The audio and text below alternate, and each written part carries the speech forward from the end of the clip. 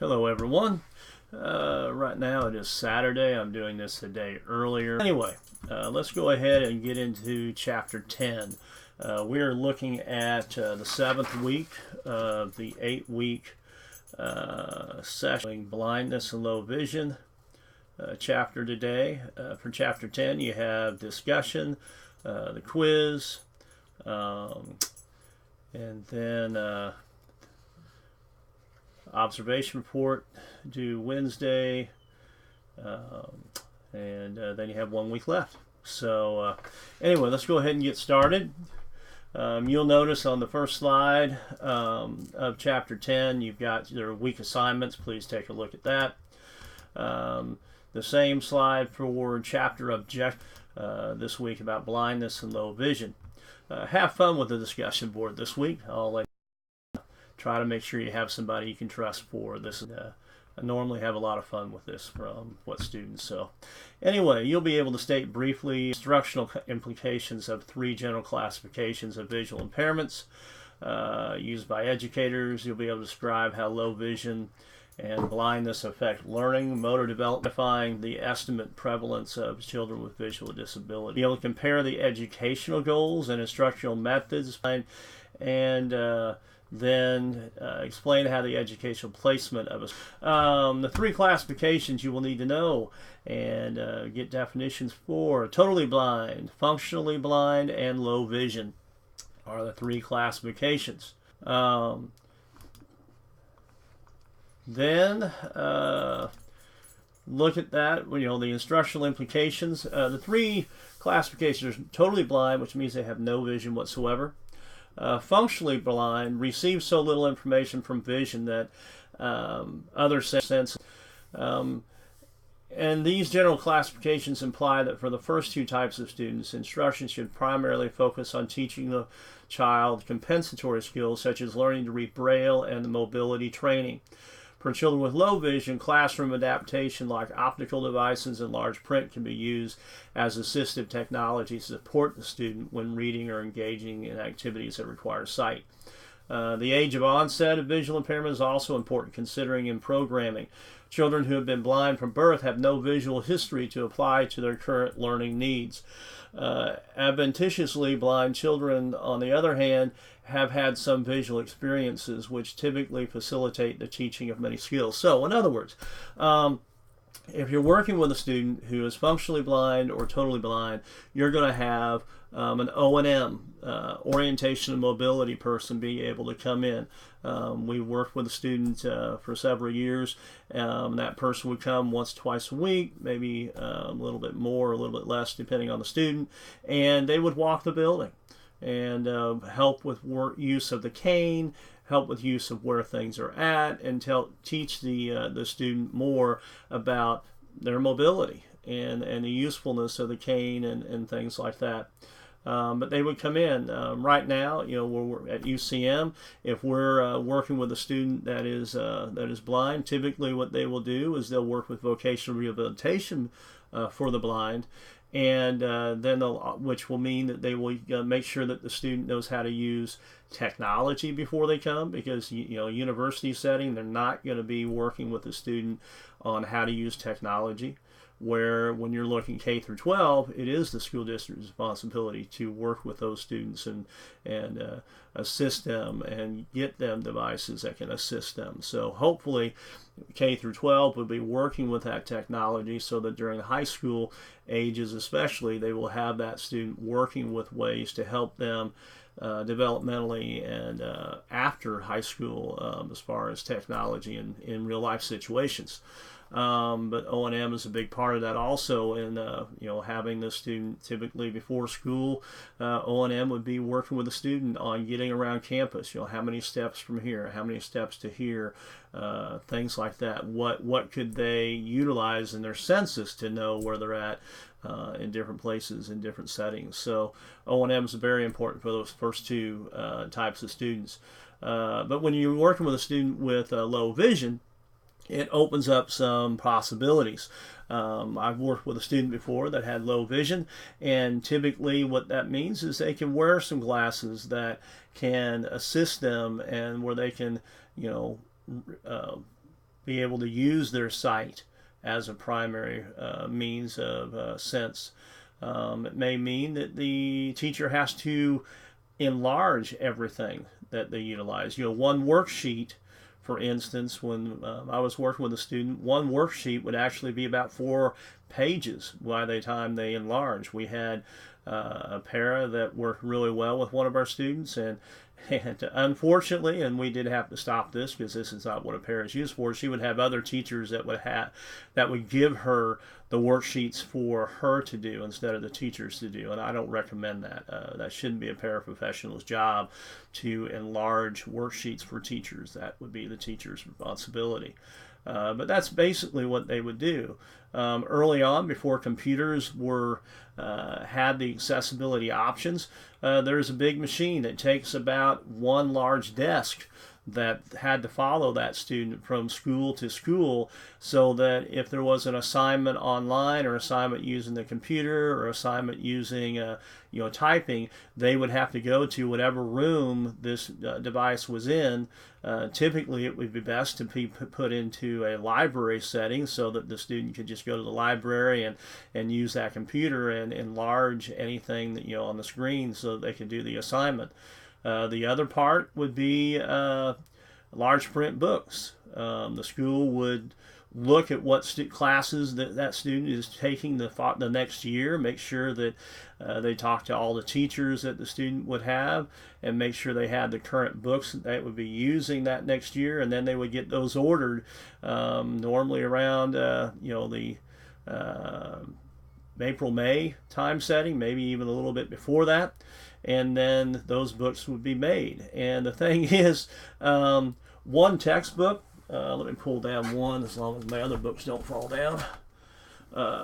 This here is one of the first editions of The Exceptional Child that I used. It's 10th edition. But a book about this size with, that's about that wide, might come in a volume set of 4 or 5 books that are probably, I don't have anything big enough to show you, but probably another about that much taller and probably about that much wider. And it might have a volume of about 4 or 5 books that size for one book. So when you're talking a student taking 7 classes in a middle school setting or even a high school setting, you might have 21 to 30 books that student would have. So what do you do? You're not going to ask that student to take those books everywhere they go. So you're going to have to work ahead, and that student would need to get what books they needed, and then would have to be able to take them home with him or do something to study. But it does take quite a bit when you're working in with teachers to make sure you have everything ready for a student that just needs large print device or large print on that. Also the experiences. When you think about a sunset, when you think about a sunrise, when you think about a flower, if you're in science and you're talking about things, if a student has had some sight and then it went later in life, they still have those images, those memories, those experiences that can help them better understand what you're teaching in the classroom. But now think about it, if that student has never had sight, then they don't have those experiences to pull from. So think about the differences in how you would teach a lesson with a student that had those experiences versus a student that didn't have those experiences. So there are some differences in just this one area of how you would be teaching that child. Let's go into legal definitions. You will need to have some ideas for the tests on some of these legal definitions, so you'll need to look over these a little bit more. A person, though, whose visual acuity is 2200 in the better eye with the use of corrected lens is considered blind. A person whose visual acuity falls between 2070 and 2200 in the better eye after corrected is considered partially sighted for legal purposes. IDEA definitions of visual impairments emphasize the relationship between vision and learning, kind of like we just talked about in a couple slides back.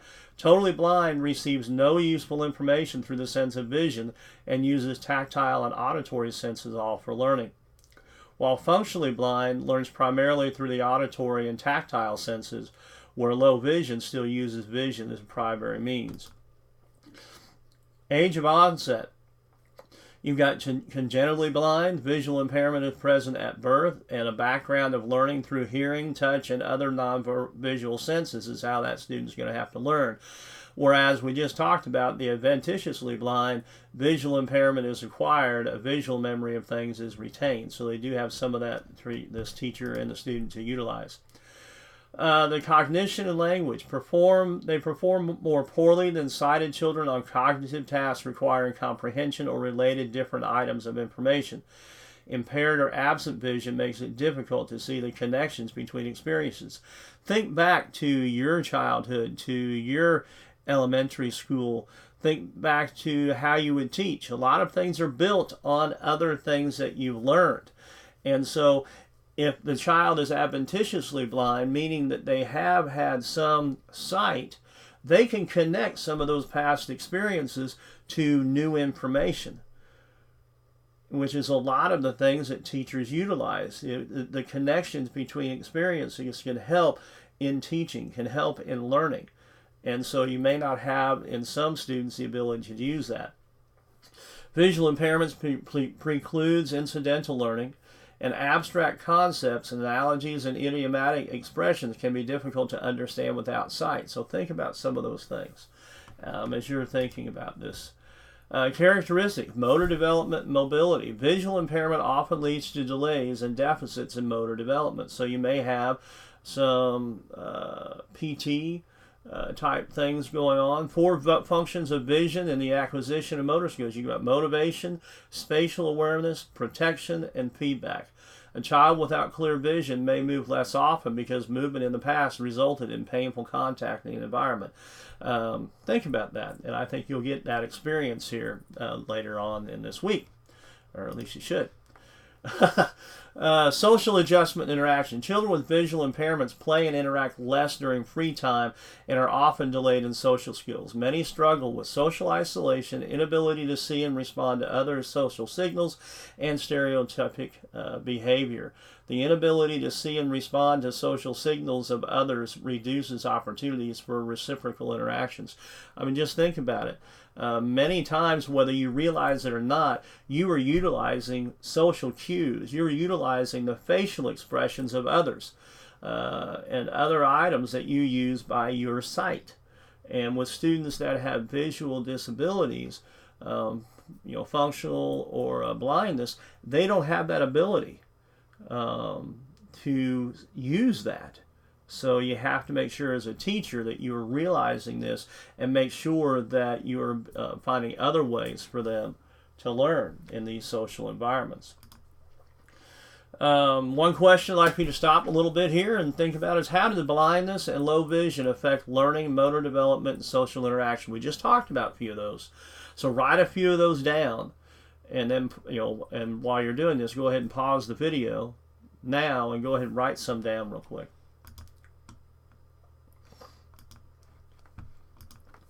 Alrighty, here are some things that I've brought back from the book and also some of the previous slides to help you with this. Children with visual impairments approach learning tasks much differently than children who have sight. Visual impairments often hinder much of the experiential learning that one gets from sight. Low vision can also often affect a child's ability to connect and organize different experiences.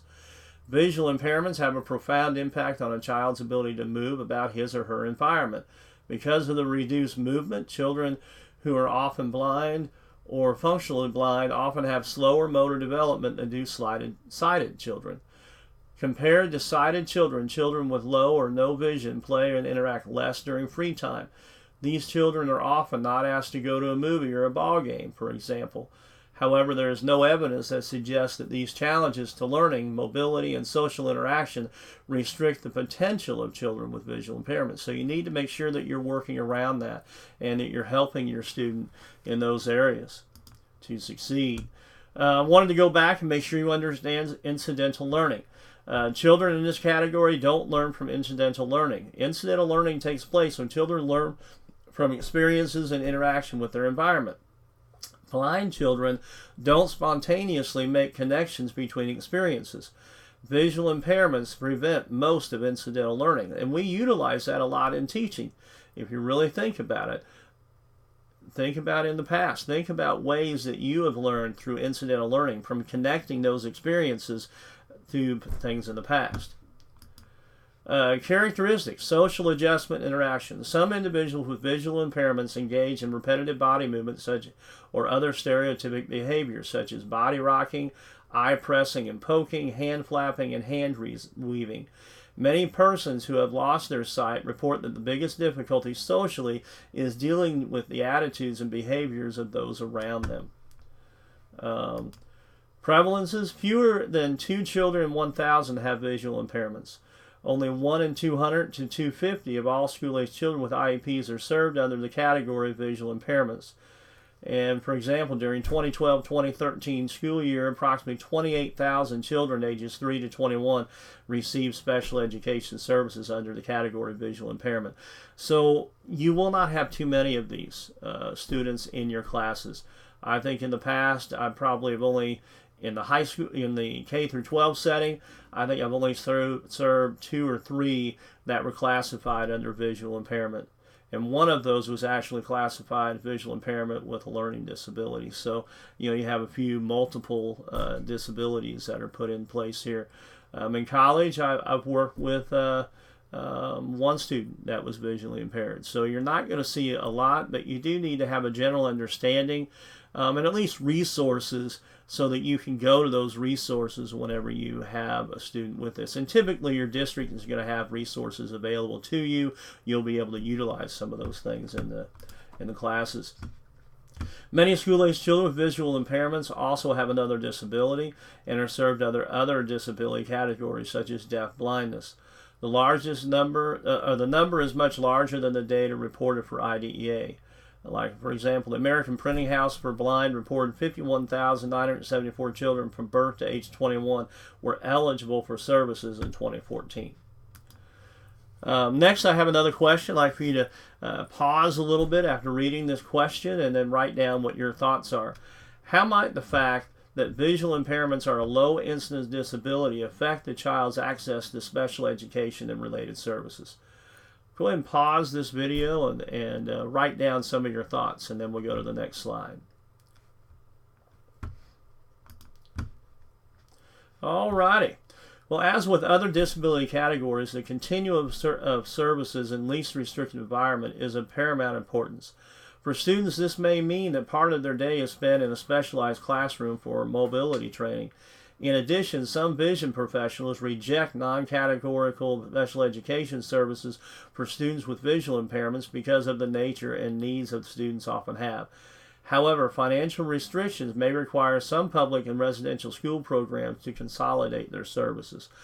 Because of the fact that they are low incidence disability, there's not as many, I think in the past, when you're looking at some of the other disability categories, you have have a large number of kids that are having this, so you have some devices and you have some methods and you have some good knowledge as teachers to work with these students.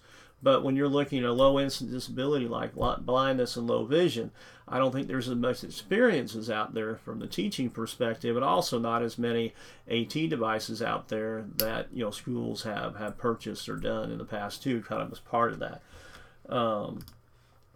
How we see. Effective vision requires proper functioning of 3 anatomical systems of the eye. The optical system collects and focuses light. The muscular system enables ocular motility.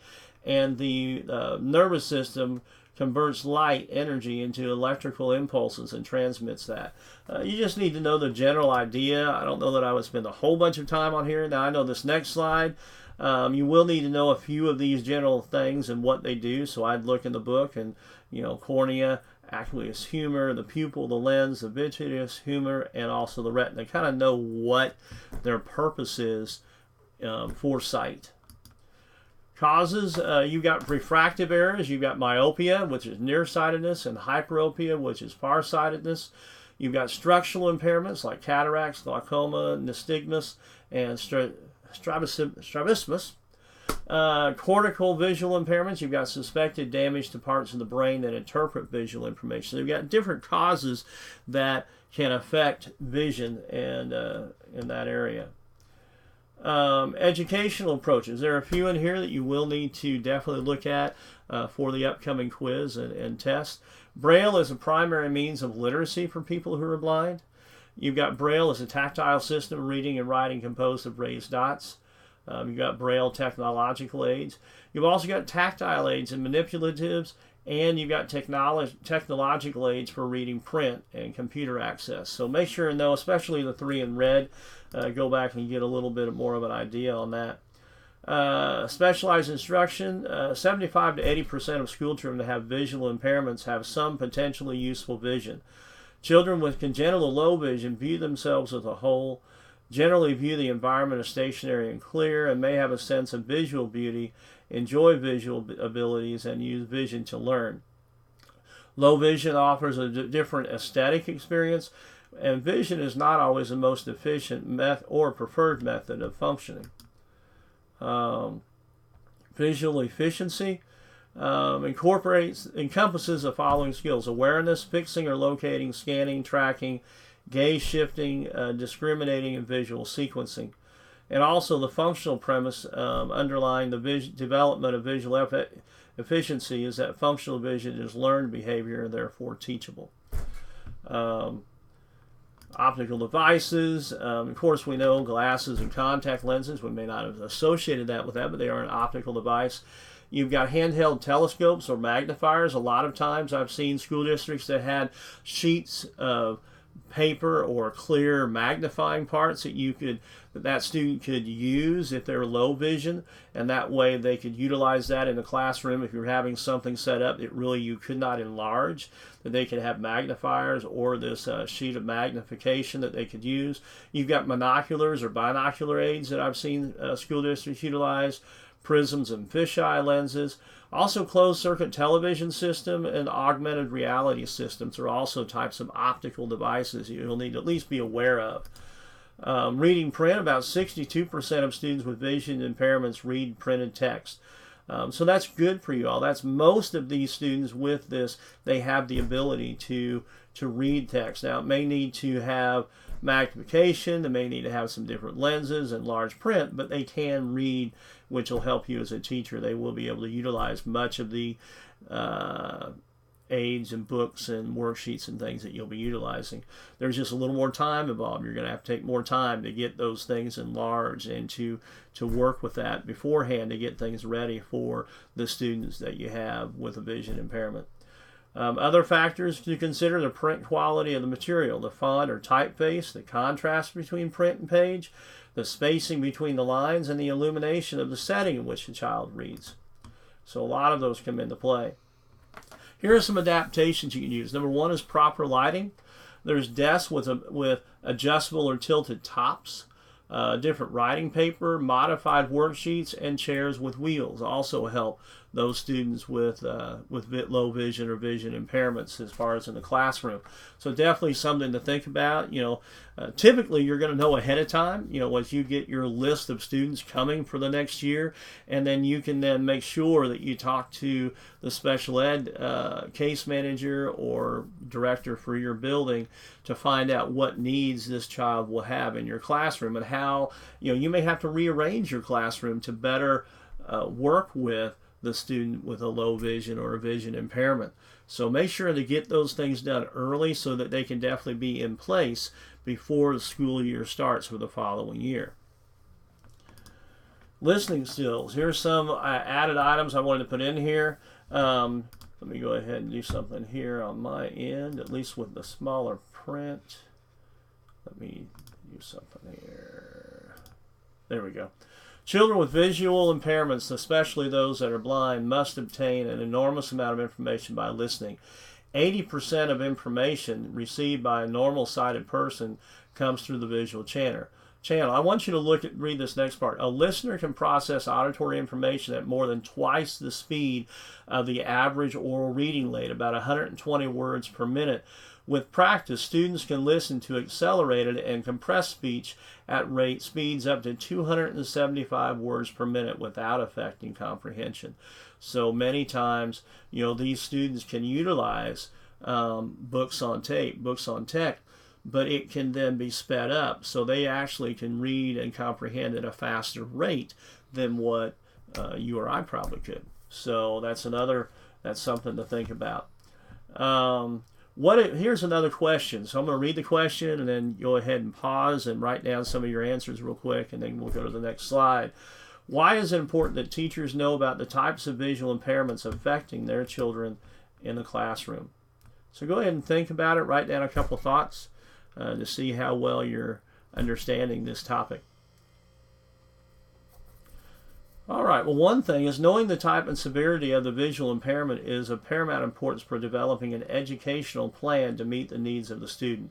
Some students with visual impairments require more intensive supports and adaptations to the curriculum. So it's going to be something that you need to really look at. I know I've said before, you really need to know the child what accommodations and modifications you might need to make before the start of your school year, if at all possible. Now, many times we won't. It seems like many times you will get, there are a lot of times at the beginning of the year that I've received 10, 20, 30 plus new students that were all special education students. So there are a lot of students that will do some transferring in school, and you won't have that opportunity. But definitely, most of them you will know beforehand what types of accommodations and modifications you need and what works best, what hasn't worked in the past. So that gives you a better way of adjusting, differentiating your instruction for students with visual impairments. The general education teacher can be the catalyst of failure and inclusion. This is really, really important for you to understand. You need to embrace this student with a visual disability just like you would any other student with a disability, but primarily you need to make sure that you are doing as much as you can to make them a successful inclusion into your classroom. Reading print. Strategies for accommodating the slower reading rates of most children with low vision include providing 1.5 to 2 times as much time as sighted children for reading. So that means when you're doing any type of reading activity, you need to make sure and include this in. And then you need to figure out, okay, if it's going to take 1.5 to 2 times more, what can the other students do when they get done early that can keep their thoughts, that can keep their focus so that you can still keep control and have good classroom management in your class. Ensuring sufficient time to study and use auditory reading aids and allowing extra time on tests would be a great expanded core curriculum. We really need to this section. Orientation mobility training, O&M for short, cane skills. Some students may have guide dogs.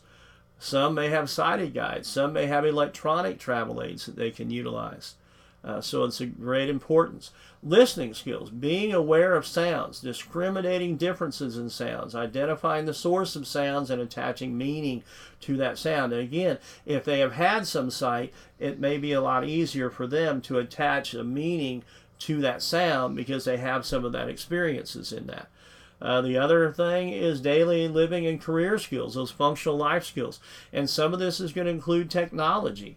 I know one of the first times that I actually had to work with a student teacher as a teacher with a student was a student that was had some sight but not very much. So she had some ideas, some ways to connect, but the biggest thing was technology. We do a lot now through emails, through text, through using iPads and phones. And so you need to be very familiar as a teacher now to what ways those students can be accommodated in those means.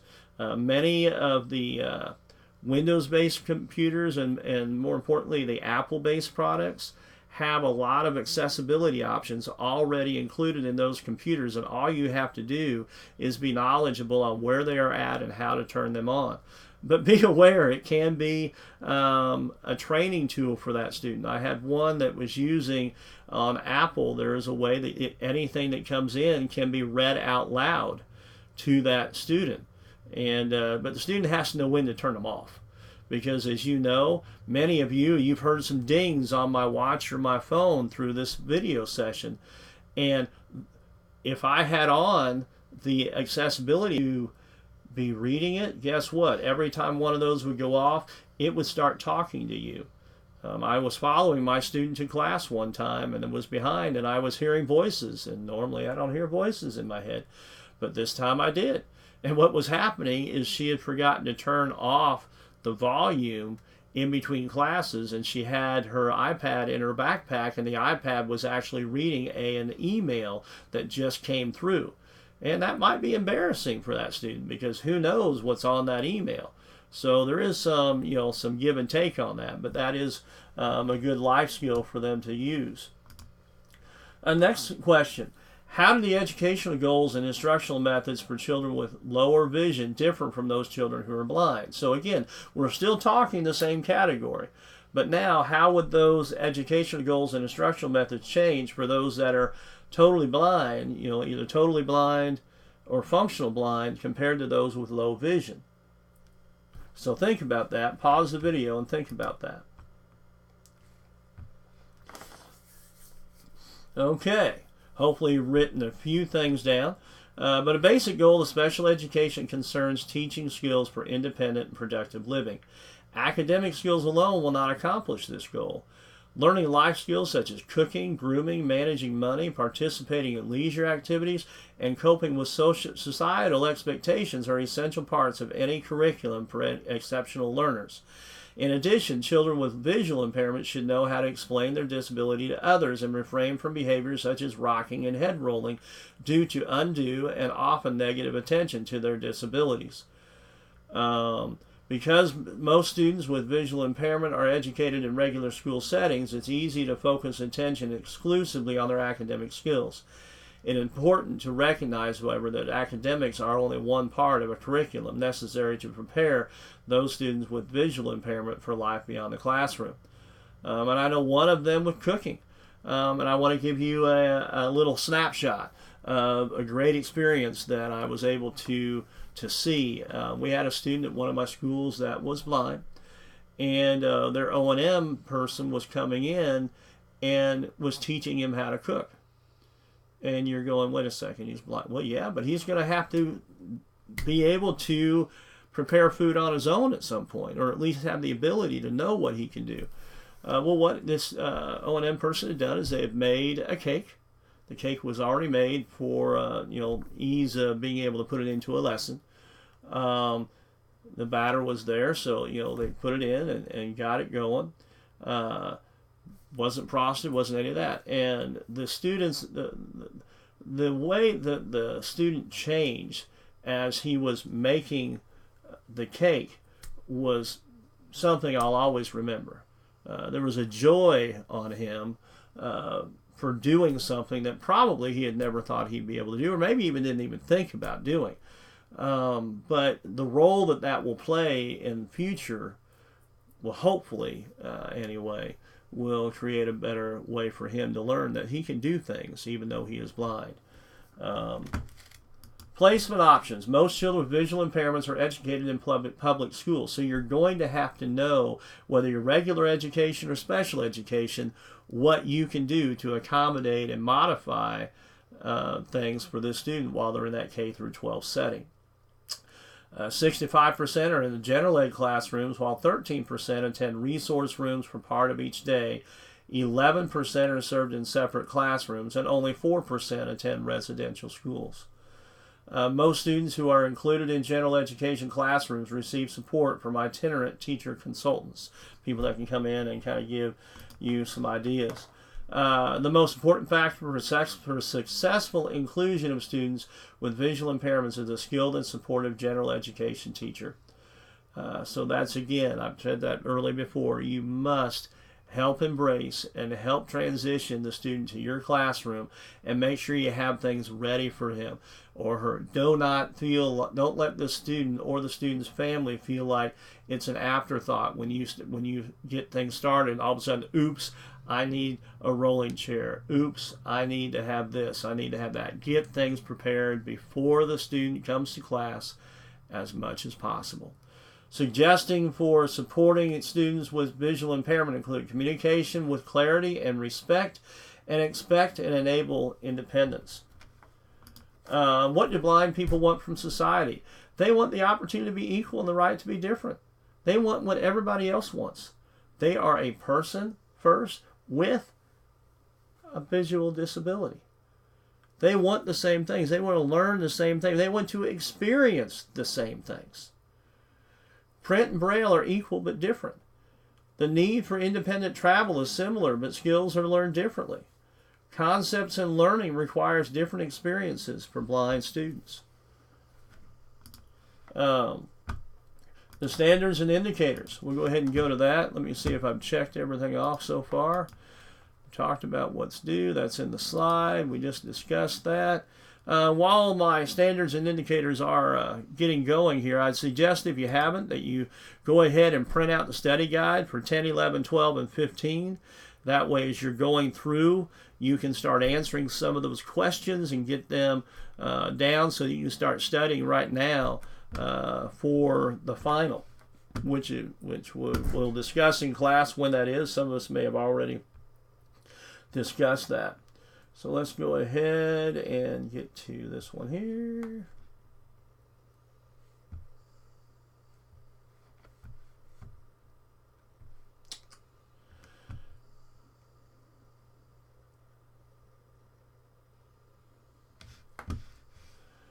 Now let me pull this out of the way there. There we go.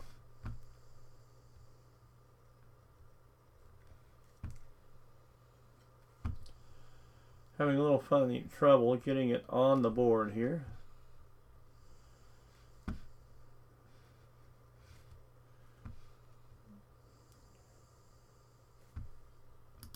There we go. It's number 2000. It was a little down on my list here. Eligibility, visual impairment, and blind. Once it pops up here. Remember, while we're getting this going, remember to email me if you have any questions about the observation report. Most of you should be finishing that up and getting those to me, but it's always best to ask. Make sure you read through the rubric. Make sure that you're using the rubric document with template so that everything is in its correct location. That helps me grade. Again, I know that you're doing the work, or at least I'm assuming when you give me your papers that you've had your 3 hours of regular education observation and also 3 hours of special education observation. But if I can't find it, I can't give you the points that you need. And I want to give you the points you deserve. So make sure and follow my rubric. Here we go. Visual evaluation. The evaluation report documents a comprehensive visual evaluation by a qualified optometrist, ophthalmologist, which confirms a visual impairment or a progressive vision loss. So that's one or the other. A visual acuity. The child is identified with a visual impairment when the visual acuity has been determined to fall within the range of 20/70 to 2200 in the better eye with the best correction by glasses, and that should be familiar. We just talked about that. Or the child is identified as blind when the visual acuity has been determined to fall at 2200 or less in the better eye after best correction by glasses, or when a visual field measures 20% or less. Or the child is identified with progressive vision loss when an optometrist or ophthalmologist has made a diagnosis of a progressive vision loss. So any of those three will get them eligible on that part. And then the comprehensive educational evaluation. A comprehensive educational evaluation is present which documents all of the areas in which a child's visual impairment, blindness, adversely affects his visual or her visual educational performance. You should be getting used to that one.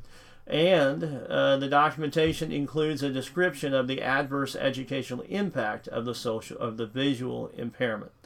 So very short, but I think you can realize why each of those is needed. So that does conclude the video.